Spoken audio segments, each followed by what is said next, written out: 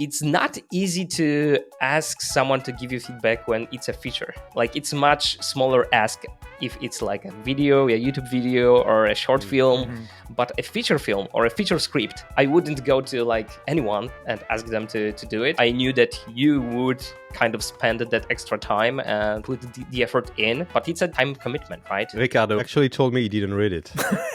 He's lying. You know he's lying. Hello and welcome to Cut to Reveal, the podcast where we talk about editing, storytelling, Ricardo and Piotr and myself. Today we decided to talk about something that every editor in the world have to deal with. It's feedback. And since the three of us are giving feedback to each other, we wanted to talk about that. How to deal with feedback, how to give feedback, how much honesty you want to put in there.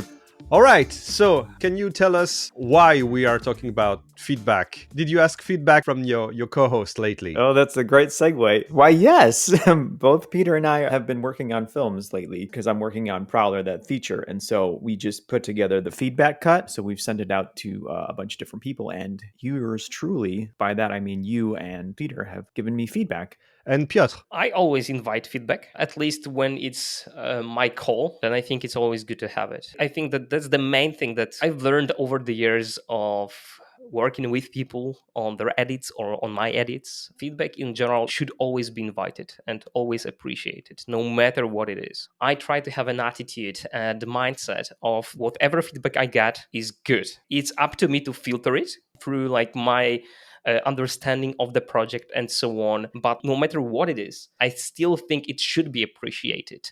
Okay, so long answer from Piotr. It's important. I'm kidding.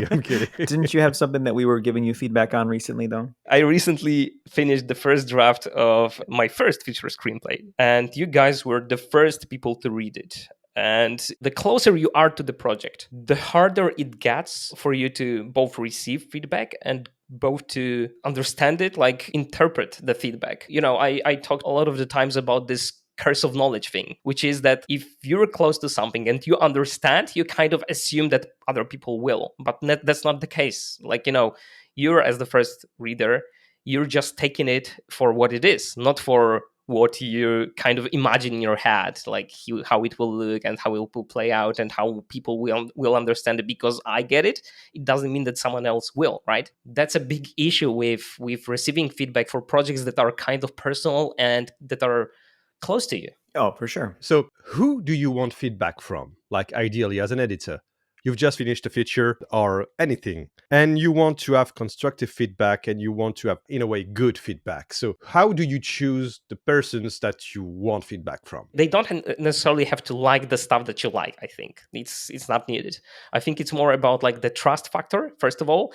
And the second one, you have to know that they will be honest with you. The feedback where someone just wants to be nice when he replies has no use. Like if you ask your mom, for example, right, or whatever, like someone who's close from your family, and they will be just like, "Wow, you wrote something like that's amazing, like that's so good." Like, so you want someone that he will be honest. That's the most important thing, and like also someone who wishes you well. I think those are the main things that I care about. That's why I think like it's, you know, it's valuable to build that relationship in a way that you know you can be honest with each other. By the way, I had this experience as well on a feature which I re-edited recently, where I think like my impression was like the director, when he came to me with the film, he was like very happy with what he had, because he was getting a very good feedback from people that he has shown the film to. And in my opinion, it had a lot of problems that hopefully we fixed, and I feel quite well about what we did, and I think we fixed a lot of the problems that were there. And right now I believe much more in the positive feedback that he gets. Early on I was very skeptical about this, because I was like, okay, I don't know who is he getting this feedback from? But knowing, like, you know, storytelling to the extent that I do, I knew that there are flaws in it that can be fixed with editing and should be fixed with editing, right? And thankfully, I managed to convince the director to do it. Yeah, but it's a risk. You definitely need to find people that you trust. I don't think that necessarily means that they're your friends, because of the pitfall that you kind of just described. And I think that it shouldn't be with people that have anything to do with the project. unless you know that they are very unbiased in how they are thinking to it. Like I chose you two, and it wasn't just me. Robert also wanted you guys to see it because he knew that you guys are editors. You guys have an understanding, but you guys are also unbiased in the sense that you know of the project, but you don't know the project like he does. We don't have the curse of knowledge. Well, the curse of knowledge, or ever, I have the curse of knowledge, but I also kind of unbiased. I'm like, okay, I'm trying to, okay, what are the holes that we have here? What are we doing? Like, I want Robert to realize his vision, but we also want this to be entertaining for the audience and people to kind of not be confused. You know, that's what everybody wants with any film project or video project that they're doing. Mm-hmm. I also send it off to my friend Charles, who actually appears in the film. And he, although is in it, he only knows it through me. And he's also very positive about things that he says for the stuff that I do. But I also gave it to him because I know that he also has a post-production knowledge of sound and whatever. And he watches a whole lot of movies. So I think that it's important to have somebody that is articulate in the way that they can critique whatever they're going to give you. And then hopefully that they're going to be unbiased about it. And to go back, like when Robert and I were sending out the email that said, here's the link to the movie, we need very specific feedback. Like there's a caveat to it. The version that Peter and Erwann saw was like more of a solid edit compared to like an editor's assembly where we just had throw the whole kitchen sink together. This is a little bit more fine tuned, but it's also like we're still got temp audio. We still got temp sound effects. There's no color correction. So it's still pretty rough, but the story is essentially there. And now it's just kind of like, okay, does this make sense what we're doing? Giving the caveat of that, but also being very specific with your feedback is going to be more helpful. And like giving examples, like, you know, it's like, I don't want to hear that it's just boring. Like, why is it boring? Why are you confused? Those are the things that are really helpful. And with that being said, like, it shouldn't matter who that person is as long as they understand, like, okay, this is this is the kind of feedback that is going to be helpful for me. Like, I know that you think that I'm the best and I'm a star and what I'm doing is gold, but I want to know that, you know, if there's anything that's wrong or that you're confused of, like, I want to hear about it. And that honest feedback for any perspective from any person is what really helps an editor or a filmmaker and a scriptwriter. I think that those general notes, though, like, you know, it's boring in this moment or whatever, are in general useful as well, I think. Because, like, you know, sometimes as the audience, you're not really aware, like, how to fix it. And that's the thing. You're not giving feedback to kind of fix the problems for the director or the editor or whoever. It's more about, like, you know, giving those impressions so that you can try to understand where the underlying problem is. Because sometimes, like, you know, the fact that, like, the first 15 minutes, let's say, like someone says like they moves too slowly, and by the way, those are not examples of the feedback we gave or whatever, I'm just like making this stuff up right now, right? He's lying. So sometimes the issue like lays in something very small, like, you know, like just one shot, one, like, I don't know, reframing something, removing only like 15 seconds of it, and the whole perception changes. So I think that those very broad notes are useful as well because they give you a hint at where to look for problems on the timeline, kind of, and in the story. I mean, that would be the same kind of feedback that you would get from test screenings because they're giving a sheet that the audience need to fill up, and they just ask question like, did you think the movie was such and such? Did you enjoy the part where the two brothers reconnect? Because these are questions that the directors and the producers like came up with. So I kind of hear both arguments that you're making. I hear that having a too general and too broad feedback saying it's boring, it's not good, it's hard to act on that. Yeah, that's the other thing, is that this is like, these are all suggestions. Like there's the like, we're asking for feedback, or like when someone's asking for feedback, they're hoping to get something that's valuable. It's also understood that this is the vision of the director, and the director to be like, nah, man, all of this is what I've decided. Like the example is in Peter's project where like the director was like, I love it. And so therefore everybody's going to love it, but they still have the final say. So we can make all these suggestions and everybody could be like, well, now that we don't see this person anymore, where did they go? And that's confusing the hell out of everybody. If the director is like, no, it makes sense, it's fine, just leave it, then that's his prerogative. He can do that. And so everything that we're doing, hopefully as editors in this aspect, like we're trying to protect the story. So we're going to push to be like, well, we need to show that Mark has disappeared. Where did he go? Like, we're going to confuse the audience and we're going to lose them. And then this piece of art that you think is so golden is going to crumble into dust because nobody likes it. And then you're not going to get the accolades that you think you deserve. So it's an interesting thing where it's like, yes, we want to prioritize the stuff that makes sense, but then also understand that we as editors are trying to help the director to realize their vision. And we can say, like, they are correct, and push back on the director being like, no, I don't think they're correct. Like, okay, but just so you know, there's a problem here. And even though you don't like it, it's once it goes out into the world, there's no way you can take it back. So I have this saying, the ownership of the film belongs to a cumulative consensus of all of the contributors, which basically says that like it doesn't belong to an editor, and it rarely belongs just to the director, because all of the feedback that you get contributes to this final thing that you end up with, right? So like, but still you have to know your place in a way. And like, and I'm sure there are examples of great films that in test screenings or whatever weren't really appreciated, but the director really pushed for it and was really convinced about his vision, his or hers, right? And now we understand why, but like, early in the process, like, nobody understood. I'm sure there are examples like that. I don't know any specifics right now, but I'm sure there are. listener, if you know of any, just get in contact with us because we want to know. And there's feedback and having different feedback from different people. And how do you deal with feedback from your own director and feedback from the producer, saying, having them disagreeing on something? Because it's a situation like I found myself in. It's quite difficult because as a film editor, as we know, like, we're here to protect the project and the director's vision, right? That's our main priority. But also the producers want that project to succeed. I've had it to a certain extent in the past, but not on a feature. On one short film that I cut, right? What I learned, and this is not necessarily about producers, but more about the cinematographer being involved in the process. And my takeaway kind of from that is that you don't want to show early cuts to cinematographer, because they are very, very attached to the visuals that they produced on the set, and they will sacrifice the story to get the better visuals, to not have like continuity errors and so on. On Yellow Ticket, my short film, I included my cinematographer, who I trust a lot, by the way, and who's like, I want to work with him again. Like, he's amazing. But I included him later in the process. After I was already after like 3 rounds of feedback from you guys, from my producer, and like other people. Then I involved him as well, right? Because like I knew I locked some things in already, and I knew what will stay anyway, and then I could discuss the visual aspects as well. But like, I think you have to be aware of that.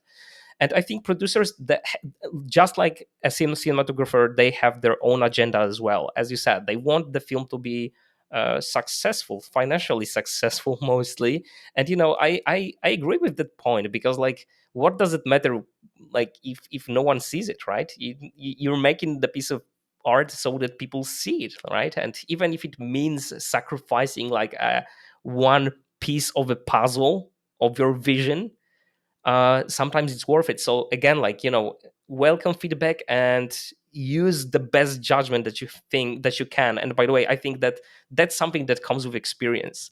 It's not something you can cheat or whatever, right? I think that we're doing projects and we're reiterating on the projects so that we end up with a better judgment for future projects. I think that's the most valuable aspect as a filmmaker, to build up their judgment of the vision and of which feedback is useful and which is not. Yeah, as for myself, I recently had a sitting with the director of the TV series and the producer, and we were watching the episode together. We're nearing like the very end of the picture editing. It was like mostly fine. We agree upon 80 to 90% of the episodes. And there was these moments where there was disagreement. The producer was like, basically, this is not working for me. And the director was like, well, I think to me it does. It's a weird position to be in, what I mean, because you may agree on something with the producer, right?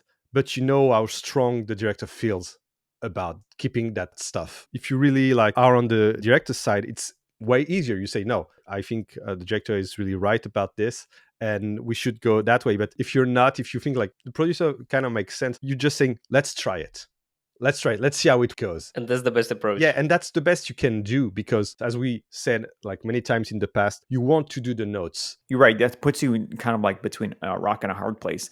In this scenario, you're protecting the story, but you're also kind of like the button pusher in a sense, where it's like, okay, you have skin in the game, but it's only for the story. So the fight between the producers and the directors is kind of like not irrelevant, but it's like something that you can't get into on a personal level in the same way that the director or even the producers get into. So I would look at it in perspective of like, okay, well, does this make sense to what we're trying to do here? Like beyond like, okay, and by that I mean what the story is, like, is it make sense for the audience to understand what's going on and what we're trying to get to? And so that would be the most important thing for me.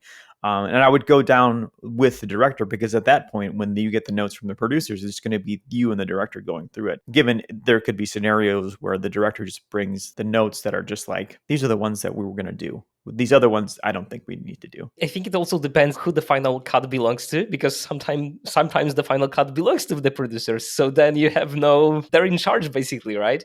But I think that in that scenario, I think that you should basically assist them as they resolve the problem that they have. If you agreed on the final cut with the director and then producers hate certain aspects of it, then I think it's your role to get them to the table and discuss between each other, and you're there to assist and say whatever you want to try, we'll try it on the timeline. Maybe that will help with the conversation, but it's their kind of their conversation to have, not yours in a way. So I agree with Ricky with that. You're there to assist and to moderate rather their conversation than to be the one deciding, right? You won't decide, you have no authority to do that. But also at the same time, you want to put in your input. Like how I said, okay, well, this, if the producers say something, the director's like, well, what the fuck? And then you're like, well, they're kind of making sense here. This makes sense. So it's not the same as just a button pusher. You should always be diplomatic with how you deal with different personalities within the feedback and what people are giving to you, and trying to not take it personally, but also, you want to show them why you think it's valuable. Help them, assist them with your skills and your perspective on the story. So then I'm going to tell you what I did. There was a lot of notes, and I was talking to the director. I said to her, maybe we should do all the notes so we can see for ourselves how it plays, meet with them, show them that we did the notes, and kind of why it doesn't work. Because if they don't see it, they can't see that it doesn't work. So to me, that was my way to resolve the situation. If I had done only a couple of notes, the producer would have been frustrated. Yeah. But most of the notes we did. And I also tried to make them work. Not just okay, I'll give it to you if you want it. More let's try to make it work. Let's see, maybe you're right. Yeah, because even if you don't believe in the cut and you see that it's not working, and you know that even if you try to make it work, it's not going to work for such reason, let's try to make it work the best it can, because as an editor, you show to the producer that you're trying your best. And you want to earn that trust also, because they might need an editor in the future, but also that you're trying to protect the project and you're trying to keep the relationship with the director too, because the director, you may do other projects then, and you want to be close. So it's always trying to make things work. The thing is, it's always faster and more time efficient to just try it instead of splitting the hair into two and just discussing it, right? It's always faster and more efficient. Again, maybe not time wise, but in finding the understanding between the parties, I think it's the best solution to just try to give your best, compare the versions, and then it's much easier to come to the consensus. I have a story that a film editor told me about a movie he had done for a big streaming service. The movie was shown to some people who were subscribers, right? And they were asked if they wanted to test screen one of their movies. And so they had a system that was installed through an app. And so they were watching the movie and they could downvote or upvote every moment of the movie. Thumbs up or thumbs down at every moment. So they're watching the movie and you're like that scene. Don't like that, like this. At some point in the movie, one of the main character dies. And so everybody was downvoting that moment. I don't like it. Yeah, downvoting that moment. But then the character comes back. He wasn't dead after all. He faked his own death. And he was telling me of course they're gonna downvote the moment when the main character dies. Exactly. But the channel was yeah, they don't like that moment. But like they're supposed to not like that moment. They're supposed to not like it, exactly. But it's the right feeling they should have at that moment. But it's like the algorithm doesn't take that into account. Like it's fucking AI and all that stuff that don't understand feelings. And so I'm thinking that could be the worst way to rate a movie. Ricky, we interviewed someone who said that the test screenings involved a dial, not even a switch, because you're talking about the switch. Oh, I've heard that, yeah. There was a dial of how they felt throughout, right? And like, could be helpful to some extent, but not much, because like, you're supposed to have down and ups in the film. It's supposed to be there. That's the whole, like, you know, the sinusoid of like emotions it's what's supposed to be in the film, right? The best movies that you have make you feel bad in certain parts of it. That's the point. That's the whole point. I think the problem with hot take, but my problem, I think, with especially within the States, is that we kind of create these broad solutions, either to make things easier or whatever. And what happens is that those things are too broad and it doesn't take into account a whole lot of other things, specifically with like what you're talking about with a thumbs up and the thumbs down. It's like people are reacting to an emotional roller coaster and not like, well, this doesn't make sense. This isn't like an unbiased version. Like, okay, well, I'm thumbs downing this not because I think I'm sad. I'm thumbs downing it because it's confusing that this person is whatever. But when you only have basically one reaction, you can't articulate what the reason for that is. All you're getting is like, well, okay, positive, negative, positive, negative, positive, negative. And it's like, okay, well, yeah, exactly. Or the dial. They should know better. Listener, we also recorded in the first season, episode 24, we did a client feedback episode, Peter and I, before Erwann graced us with his presence. So if you want to listen to that, that's specifically about like you're working for a client on like a commercial or more like on video projects. So it's a little bit different perspective compared to what we've talked about in this episode. But it's also kind of still the same because there is a lot of like common thread, that's for sure. Yeah. Listener, as always, if you want to get in contact with us, we would love it. If you want to email us, it's podcast@cuttothepoint.com. If you want us to hear your voice and send a voice message, you can use speakpipe.com/CTR. Of course, our social media is Instagram @CutToReveal. Also on YouTube, the YouTube channel is youtube.com @CutToReveal. And, if you like what you hear and you can subscribe or leave a review, that helps us a lot. So we would love to hear your comments as always. So, all right. Thank you for joining us. Have a great day. Have a great day, everyone. Bye-bye.